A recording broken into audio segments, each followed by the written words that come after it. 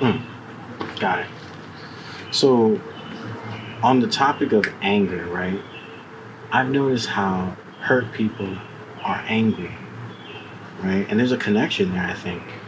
You know, when I'm dealing with or I come in contact with perhaps more than likely a hurt person, I have to be aware that there's anger in them. And how that anger manifests,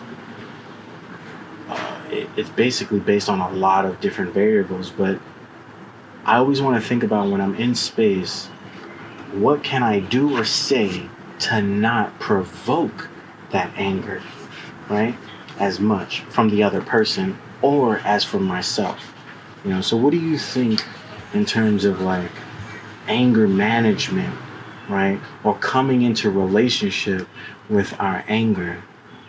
How does that help us? If it does help us in any way. What do you think? So I think personally when it does come to anger, it is this power kind of control thing that plays a part, right? Mm-hmm. We're all basically trying to be seen, right? And so anger, obviously, like, it operates from different places. So whatever your foundation is when it comes to religion, any knowledge you have, right? Because obviously knowledge is power, but a lot of us, we use our experience as power. Because it is knowledge, right? Experience equates to knowledge. That's a very good point. So it's something that, you know, that I am putting together, but it's also in correlation to, you know, the work of Dr. Les Carter in the Anger Trap, right? Good book. So that anger often arises in reaction to the pushiness or insensitivity of others. So here we are, we're experiencing this, we're no longer empathizing, right? Because we get sucked in. And it becomes personalized. Instead of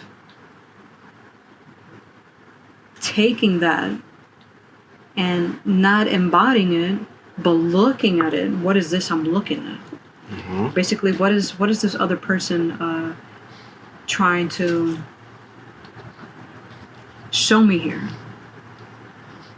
Right? And a lot of the times we come to see like, hey, I had nothing to do with that, but yet I was caught up. Then I was in the wrong place at the wrong time, caught up in someone else's emotions. So this entrapment, you basically become like this, you're bait. So sometimes you can even be in conversations, but the person is not there. Right? And so you become the bait where it's like you then are the cause for steering the conversation in a way where you're pushing the finger towards that other person, causing you to be trapped into an argument that you didn't even ask for. That's true. If I may, I love also in the book, The Body Keeps the Score. Oh yeah, that's a wonderful book. Yeah, by Dr. Bessel van der Kolk, MD. But I love the part when talking about stuck in trauma, because I actually came across this book on my journey to healing, self-healing. Some people may know, but for those who don't know, I served in the military, the U.S. Army, for 5 years, and I've been overseas. my work included working with the infantry, living with them, riding with them, fighting with them, training with them. So it kind of just makes you by default an infantryman too. But my primary job was for radio, and calling for fire, calling for helicopters, stuff like that. But long story short, after my journey in the military, that was traumatic. There's a lot of things that happen, like losing friends, or coming into, near-death experiences, multiple times. It kind of pushes you to these dark corners inside yourself. And, I used substance abuse heavy. I was doing all kind of crazy shit. Like, it was just like, damn, were you trying to kill yourself? And I think I kind of was, but I wasn't trying to do it directly. It was indirectly.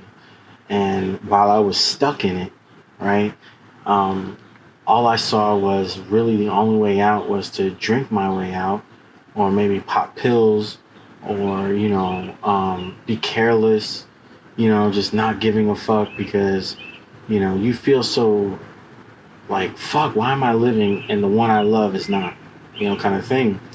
And, I developed, and I'm sure a lot of my other battle buddies developed, this kind of guilt that some of our brothers and sisters didn't come home with us. Survivor's guilt? Yeah, exactly. And that's in the book too. Thank you. And, just living through that, when I'm reading this book, I'm just like, you're explaining my experience. This is incredible, But now I'm also able to articulate what I experienced.